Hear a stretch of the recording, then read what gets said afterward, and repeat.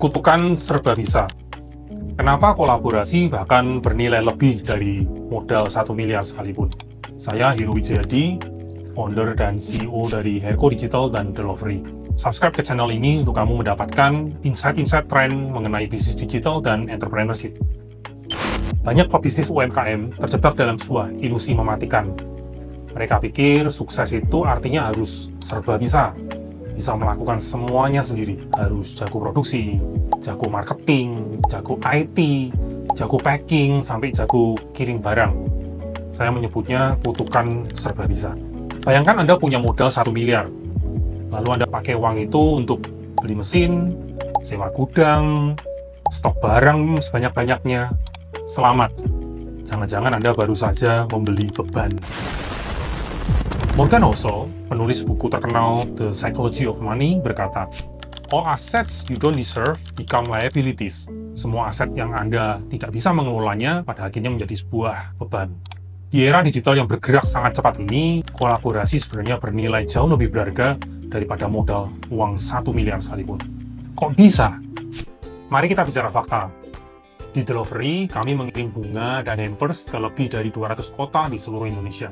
Pertanyaannya, apakah saya punya toko bunga fisik di setiap kota itu? Sama sekali tidak.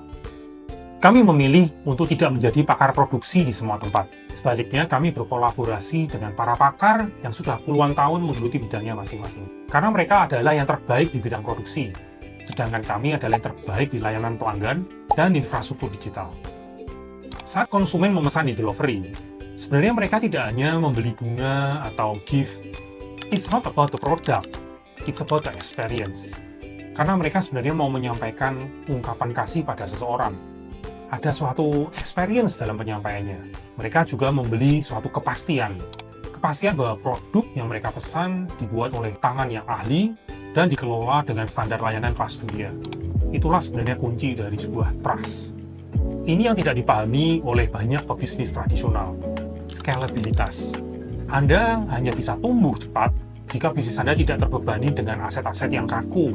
Jika Anda menghabiskan uang 1 miliar untuk setiap cabang yang harus Anda buka, tentunya bisnis Anda sulit untuk berkembang dengan cepat.